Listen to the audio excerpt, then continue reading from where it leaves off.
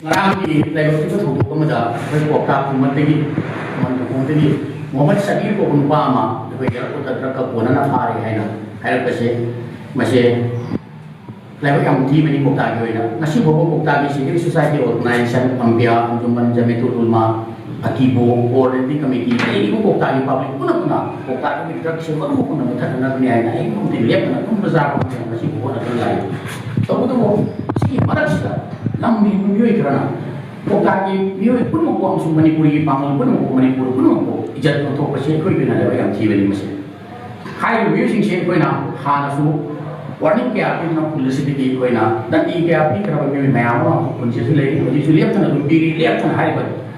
warung praksida ko pokagi society CSO mayama na kaya kan mo dali to hai miyoi se hana ni ko ni puri pau di ta ba to to chap chap evidence lai ta banai ko na ma se how in the body. Hai di ko sabida di ko pa se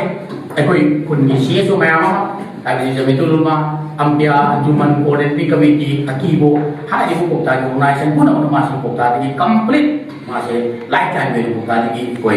amu ana ko ta chakna ba hai wore ko le loina na tung da sabi ko sumai na trak alo no mi thol ko ta di kari kum pa put parman loina na ko ta ni public na sum Manipur forcing na thieng na ba ta ba amsung tadi sio sing na pa taragati mahang su sabi ni pili bitan di simo dumbi gani ukta ni live ka na ma ko ko ko ta ko gani amu ana ko ta ni public amsung ukta ni suna ko ukta ko CSO bayang ni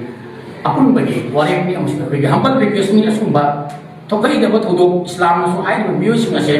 lanat to kraba hai dia mo no mo chana san na baya tra bani ai ko islam ki quran ju hadis na alim alim ulama sun hai no le bani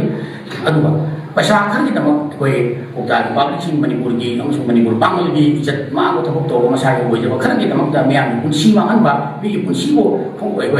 mangan na ba sing bo thong se kue na jam tan na dinda tawi am na pen le loina na sabir kum na kana ko ba khongoro ngasi digi ukta gi CSO pun na sabir kum na kari kum ba trak la ba sum trak ko na pa ba dum ge pun ma ku ukta gi live time ko tan ko ni bas de ko ne kedo ko compromise ko ha ba se ni sing dia gi thong da hai se kung ba state force na amasung Manipur gi le ba amasung central le force sing na masigi local state kuna magtung bukta ni CSO kuna magna ko support daw gani amasung mo mating pangaga tabu torang kuna magbukta ni CSO kuna mo pang binagani FCA bukta ni CSO kuna kun bagi may kitikisyo ay central forces amasung state forces kuna magta ko support daw ri bukta na sunway mating pangani sumutabok sida FCA ay niyay itong masih musuh sa